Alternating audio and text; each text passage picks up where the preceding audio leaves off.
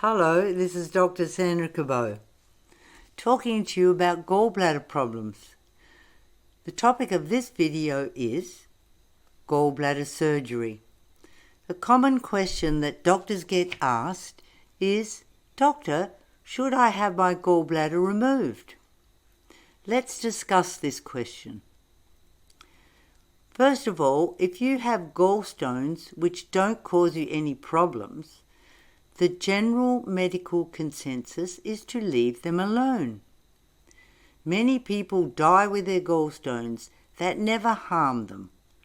And why have surgery when it can have complications?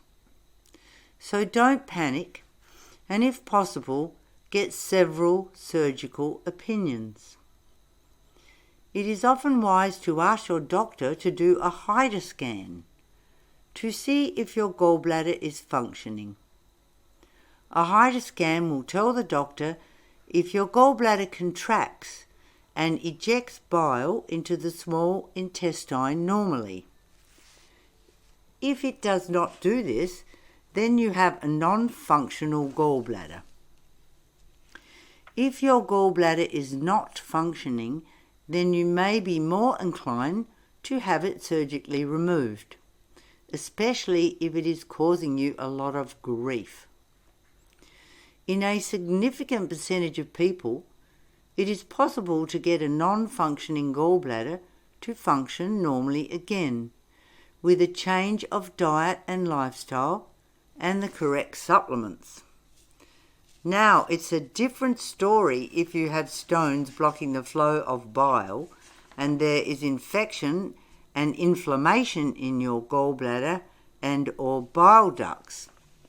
This can be very serious and life-threatening and may need emergency cholecystectomy.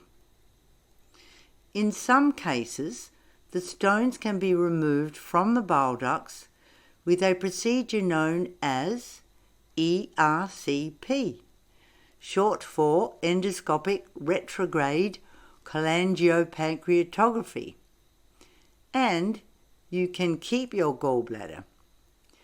During the ERCP, the surgeon can remove the one or several stones blocking the bile duct without removing the gallbladder.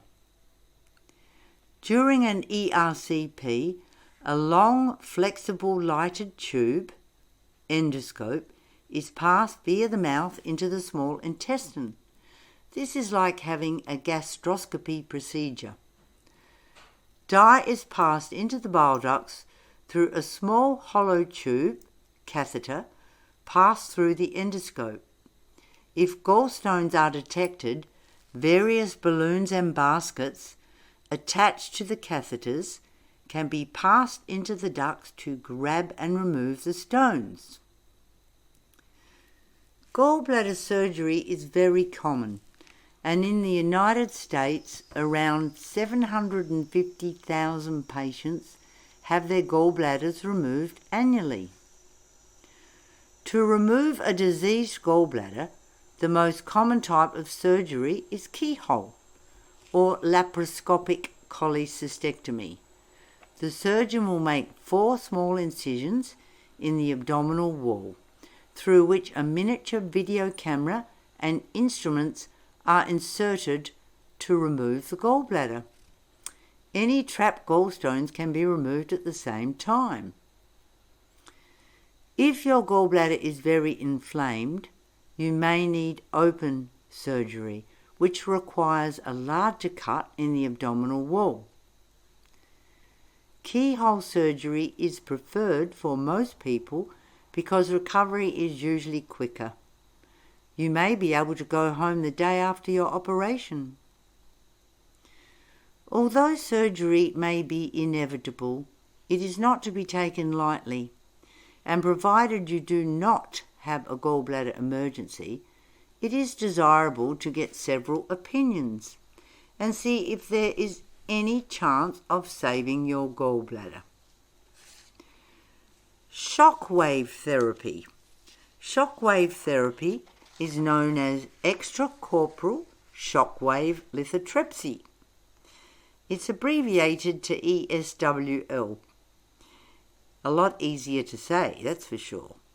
ESWL is a non-surgical alternative used since the mid-1980s to treat gallstones. You do not need anesthesia for ESWL. ESWL produces shockwaves strong enough to fracture and disintegrate gallstones. Patients who cannot undergo surgery may be good candidates for shockwave therapy. Shockwave therapy is suitable for symptomatic patients with 1 to 3 low calcium, also known as radiolucent stones, sized 30 millimeters or less, and a functioning gallbladder. Only around 10 to 15% of patients with symptomatic gallstones are eligible for shockwave therapy. The risk of serious side effects from the presence of stone fragments in the bile ducts after shockwave therapy is low. Studies show that shockwave therapy is a safe and effective treatment for patients with a single gallstone less than or equal to 20 millimeters in size. Shockwave therapy is generally not effective for larger single stones and multiple stones.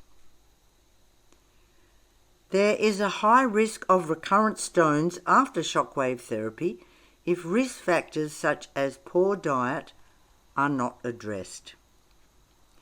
Let's look at complications after gallbladder surgery.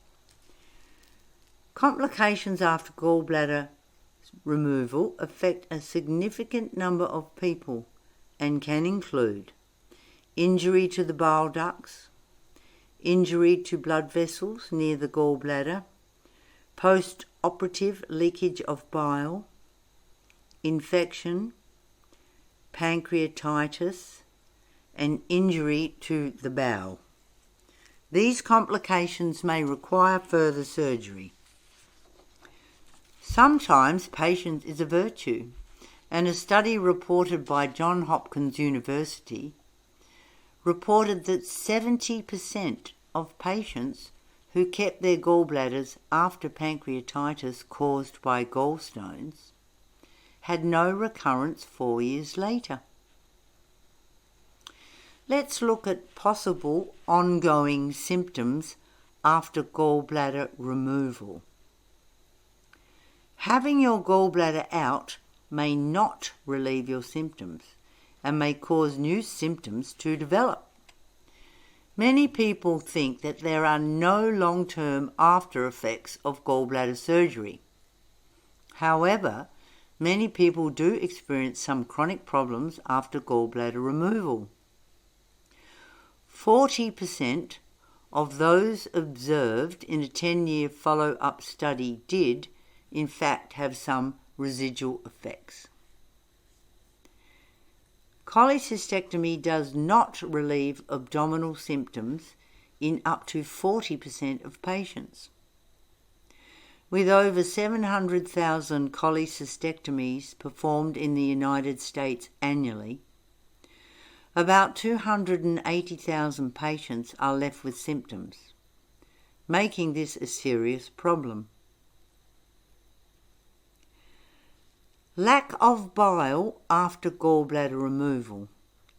Once your gallbladder is removed, there is no timing of the release of bile when you eat, as you used to have from your gallbladder. Now, bile just trickles continually from the common bile duct into the intestine in small amounts. If you eat a large or fatty meal, you will not get the squirt of concentrated bile into your intestine that comes from a gallbladder. Remember, you can be healthy without your gallbladder, but you cannot be healthy without bile. In these videos, you will learn how your liver can make healthy bile and how you can have enough bile without a gallbladder. After your gallbladder is removed, you may develop symptoms of bile deficiency, which may last for the rest of your life. Symptoms of bile insufficiency can include poor digestion, reflux, nausea, bloating, bad smelling gas, constipation, diarrhea, irritable bowel syndrome, floating stools, small intestinal bacterial overgrowth, deficiencies of fat-soluble vitamins A, D, E and K, skin problems, dryness of the eyes and skin, pale stools, unwanted weight loss, and lack of satisfaction after eating. When people complain about these symptoms, the cause of bile insufficiency may not be recognised, and thus treatment is delayed or incorrect. The symptoms of bile deficiency may be relieved by taking ox bile capsules. The ox bile capsules should be taken in the middle of meals. Ox bile is particularly helpful for those who have had their gallbladder removed, have bloating after a meal, experience constipation, get reflux or heartburn after eating, have recurrent gallstones after their gallbladder is removed, or have a history of gallstones, experience indigestion after a fatty meal, are deficient in fat-soluble vitamins A, D, E and K, or essential fatty acids. You do not need ox bile supplements if your meal does not contain any fat. Healthy fats come from meat, fish, poultry, eggs, avocado, olive oil, coconut oil, unprocessed cheeses, butter, ghee and coconut cream. Doses of ox bile vary from 125 milligrams to 500 milligrams in the middle of meals. If you have a sensitive stomach, start with the lower dose of ox bile. If the 125 milligram of ox bile is not relieving your symptoms, or is too much for your gut to start with, you can try super digestive enzyme capsules, which contain only 75 milligrams of ox bile combined with pancreatic digestive enzymes and betaine hydrochloride to assist complete digestion of protein and fats. Take 1 to 2 super digestive enzyme capsules in the middle of meals. Let's look at another problem that can occur after gallbladder removal, that of increased risk of fatty liver and liver fibrosis. A study published in Frontiers in Medicine showed that cholecystectomy is associated with an increased risk of fatty liver, liver fibrosis and cirrhosis in American adults.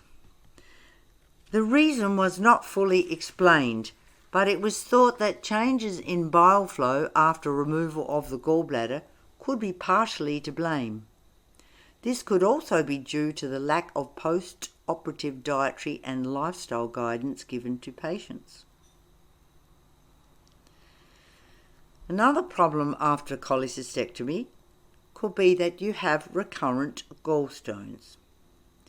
Gallstones can form in the liver and bile ducts after the gallbladder has been removed. There are often no symptoms with gallstones in the liver.